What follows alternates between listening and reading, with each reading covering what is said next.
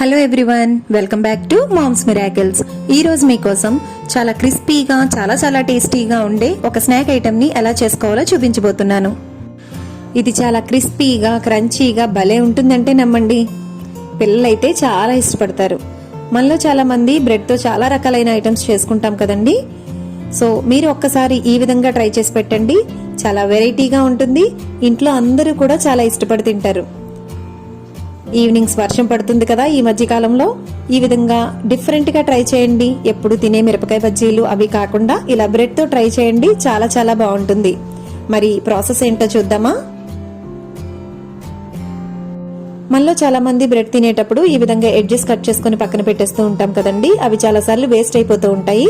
So ఇక మీదట waste అవ్వకుండా వాటిని స్నాక్ లాగా ప్రిపేర్ చేసుకోవచ్చు. బ్రెడ్ ఫింగర్స్ ని ప్రిపేర్ చేసుకునేటప్పుడు ఎడ్జెస్ ని కాస్త మందంగా కట్ చేసుకోవాల్సి ఉంటుందండి. చూసారా, ఈ విధంగా కట్ చేసుకుంటే సరిపోతుంది. ఒక బౌల్లో 2 ఎగ్స్ ని తీసుకుని ఈ విధంగా వేసుకోవాలి.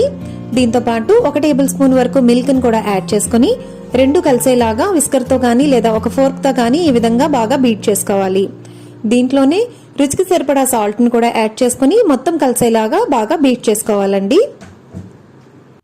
ఒక మిక్సీ జార్ లో 1 కప్పు కొత్తిమీరను తీసుకోవాలి. 1 ఇంచు అల్లం ముక్కని ఈ విధంగా కట్ చేసుకుని వేసుకున్నానండి. దీంతో పాటు 5 లేదా 6 పచ్చిమిరపకాయలు కూడా యాడ్ చేసుకున్నాను. పచ్చిమిరపకాయలు అనేవి మీ కారానికి సరిపడా మీరు అడ్జస్ట్ చేసుకుని వేసుకోవచ్చండి. వీటిని మిక్సీ జార్ లో తీసుకుని కోర్స్ గా బ్లెండ్ చేసుకోవాలి. చూసారు కదా, ఈ విధంగా కోర్స్ గా బ్లెండ్ చేసుకుంటే సరిపోతుందండి. మరీ పేస్ట్ లాగా చేయనవసరం లేదండి.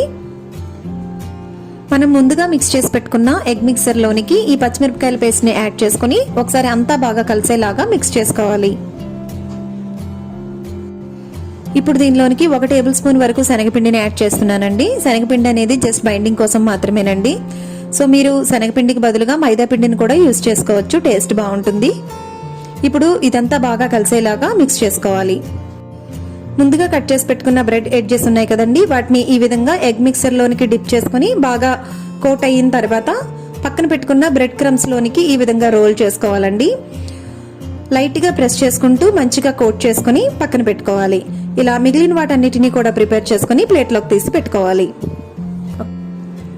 ఇలా అన్నిటినీ ప్రిపేర్ చేసుకున్న తర్వాత ఒకసారి వీటిని లైట్ గా ఈ విధంగా ప్రెస్ చేసుకోవాల్సి ఉంటుందండి. ఇలా చేయడం వల్ల బ్రెడ్ క్రమ్స్ అనేవి బాగా కోట్ అయ్యి మనం ఆయిల్ లో ఫ్రై చేసుకుంటున్నప్పుడు విడిపోకుండా ఉంటుందండి. ఆయిల్ కూడా మనకి పాడవకుండా బాగుంటుంది. ఒక కడాయిలో డీప్ ఫ్రైకి సరిపడా ఆయిల్ ని తీసుకోవాలి. ఆయిల్ బాగా వేడెక్కిన తర్వాత మాత్రమే ముందుగా ప్రిపేర్ చేసుకున్న బ్రెడ్ ఫింగర్స్ ని ఇందులో ఒక్కొక్కటిగా మెల్లగా ఈ విధంగా వేసుకోవాలండి.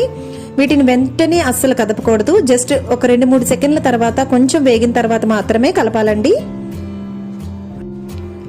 ఇలా 3 సెకండ్స్ తర్వాత మాత్రమే, కొంచెం వేగిన తర్వాత మాత్రమే టర్న్ చేసుకుంటూ ఫ్రై చేసుకోవాలండి. ముందుగా కదిపితే గనక మనం కోట్ చేసుకున్న బ్రెడ్ క్రమ్స్ అనేవి విడిపోయే ఛాన్స్ ఉందండి. చూసారా, ఈ విధంగా గోల్డెన్ బ్రౌన్ కలర్ వచ్చేంత వరకు వేయించుకుని ఒక టిష్యూ ఉన్న ప్లేట్ లోనికి ట్రాన్స్ఫర్ చేసుకోవాలి. అంతేనండి, చాలా క్రిస్పీగా క్రంచీగా చాలా టేస్టీగా ఉండే బ్రెడ్ ఫింగర్స్ అనేవి రెడీ అయిపోయాయి. వీటిని టమాటా సాస్ తో సర్వ్ చేసుకుంటే చాలా బాగుంటాయండి. పిల్లలైతే భలే ఎంజాయ్ చేస్తారంటే నమ్మండి. చూసారా, మీకు సౌండ్ అనేది తెలుస్తుంది కదా ఎంత క్రిస్పీగా ఉన్నాయో. సో మీరు కూడా ఇంట్లో ట్రై చేస్తారు కదా.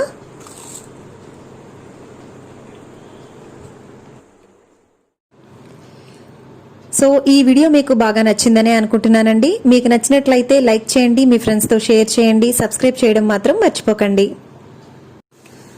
మరొక వీడియోలో మళ్ళీ కలుసుకుందాం. అంతవరకు stay home, stay safe. Bye.